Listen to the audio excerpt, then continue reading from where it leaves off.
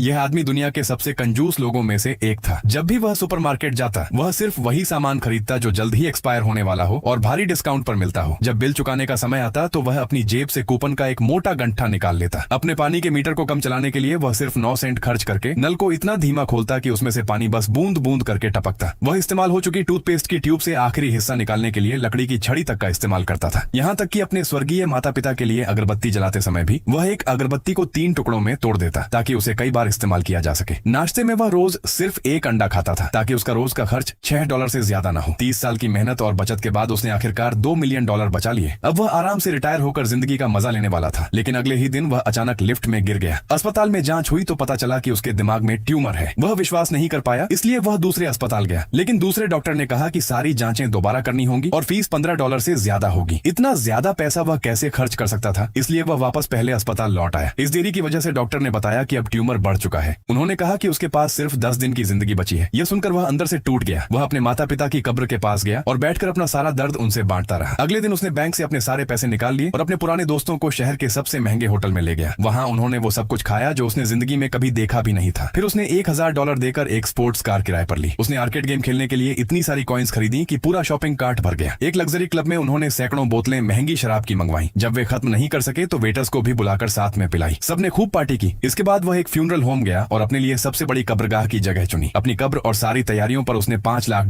खर्च कर दिए। फिर उसने मरने से पहले का मेकअप सर्विस भी लेकर देखा ताकि दफन होने से पहले वह अच्छा दिखे। आखिरी दिन जब वह घर लौटा, उसे एक एक्सपायर हो चुका हैम दिखाई दिया। उसने उसे तुरंत खा लिया। कुछ ही देर में उसे चक्कर आने लगे और वह गिर पड़ा। उसके दोस्त उसे अस्पताल ले गए। जब वह होश में आया तो डॉक्टर ने बताया कि जिस मशीन में दिमाग का ट्यूमर दिख रहा था वह खराब थी। उसे कोई ट्यूमर था ही नहीं। उसकी सारी उल्टियां और बेहोशी सिर्फ उस खराब, बासी और एक्सपायर हो चुके खाने की वजह से थी जो उसने खा लिया था।